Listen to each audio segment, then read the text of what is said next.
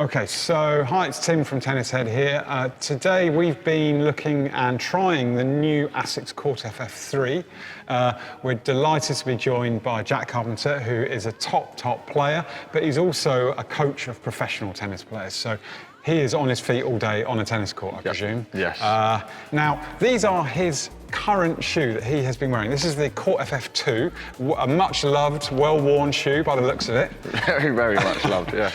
We gave Jack a lovely pair of brand new Court FF3s to try out. So what was your initial feedback? So when you first put the shoe on, what was your initial feedback? There feels like there's a little bit more flexibility in the shoe, and they automatically feel lighter, for sure. Moving around, even on your feet, just feels a lot lighter. And they're actually a bit more supportive. I think there's a gel on them as well, which just helps support it and gives you a little bit more spring. Okay, so those were some noticeable things that, most specifically, this shoe has the gel in it is similar to your Court FF2, but it's also a bio-gel, which means that in terms of being environmentally friendly, it's a recyclable gel. Okay, that's good. Very good to know.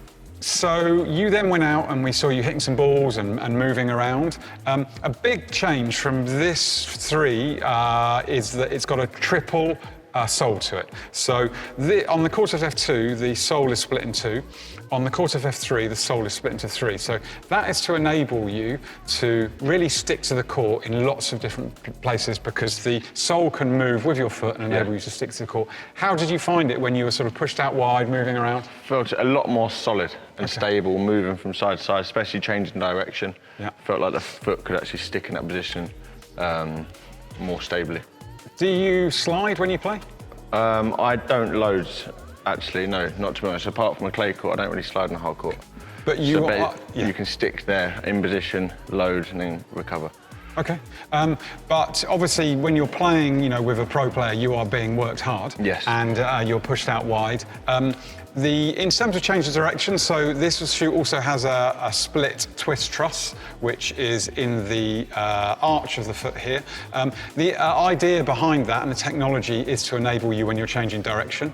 How did you find this shoe when you were pushed out wide, had to come back again? You talked about stability. In terms of flexibility as well, was there something there? I found this shoe more flexible than the FF2 in itself, where your foot could actually be stable but then recover rather than almost get locked.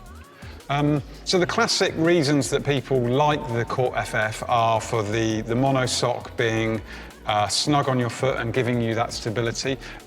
Do you feel any difference with the mono sock on that shoe to this one, or is it reasonably similar? I think it's similar. It just feels like it's just as snug, but just a lot lighter.